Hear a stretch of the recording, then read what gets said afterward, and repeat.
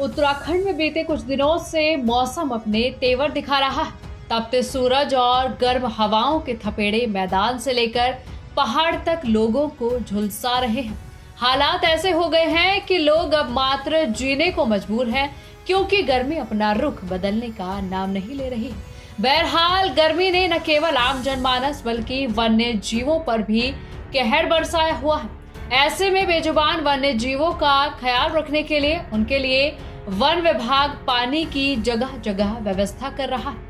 हाल ही में अगर ताजे आंकड़ों के मुताबिक बात की जाए तो पूरे देश में अलग अलग क्षेत्रों में तापमान में लगातार वृद्धि हो रही है।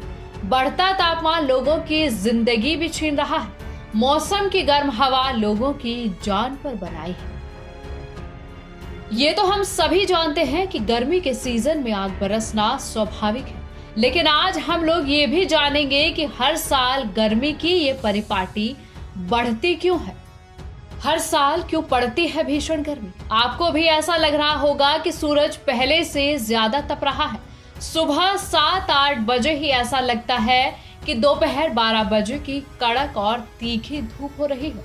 हालांकि जैसा हम समझ रहे हैं वैसा नहीं है। सूरज तब भी वैसा तपता था और आज भी वैसा ही तप रहा है।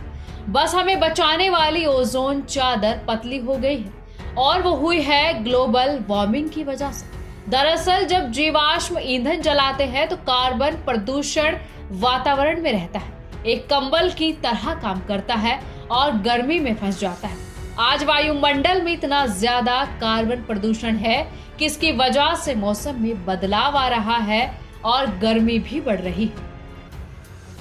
क्या बढ़ती गर्मी है विनाश का संकेत? दुनिया भर में पड़ रही भीषण गर्मी को वैज्ञानिक विनाश का संकेत मान रहे हैं। मौसम की गतिविधियों के जानकार बताते हैं कि भौगोलिक तौर पर भारत के बहुत बड़े हिस्से को प्रभावित करने वाली हीट वेव यानी लू 100 साल में कभी एक बार चलती है, जो कि एक बहुत बड़े खतरे का संकेत है। राजस्थान में गर्मी ने तोड़े रिकॉर्ड, 13 लोगों की मौत। फिलहाल राजस्थान में तापमान 50 डिग्री के पार पहुंच गया है, जिससे 13 लोगों की मौत हो चुकी है। राजस्थान में कहर बरपा रही गर्मी से हीट स्ट्रोक के केस भी तेजी से बढ़ रहे हैं। हालात ये हैं कि बीते 10 दिनों में हीट स्ट्रोक से प्रभावित मरीजों की संख्या 3,800 तक पहुंच गई है। कब मिलेगी इस प्रचंड गर्मी से राहत? मौसम विभाग के अनुसार अगले 2 दिनों में और गर्मी पड़ेगी। मौसम विज्ञानियों को एक उम्मीद की किरण दिख रही है। उनका कहना है कि देश के पश्चिमी हिस्से में साइक्लोनिक सर्कुलेशन बन सकता है। इससे अरब सागर की नमी खिंचकर देश के मैदानी इलाकों तक जाएगी, तब जाकर कहीं गर्मी से थोड़ी राहत मिल सकती है। आपकी इस पर क्या राय है, हमें कमेंट कर जरूर बताएं।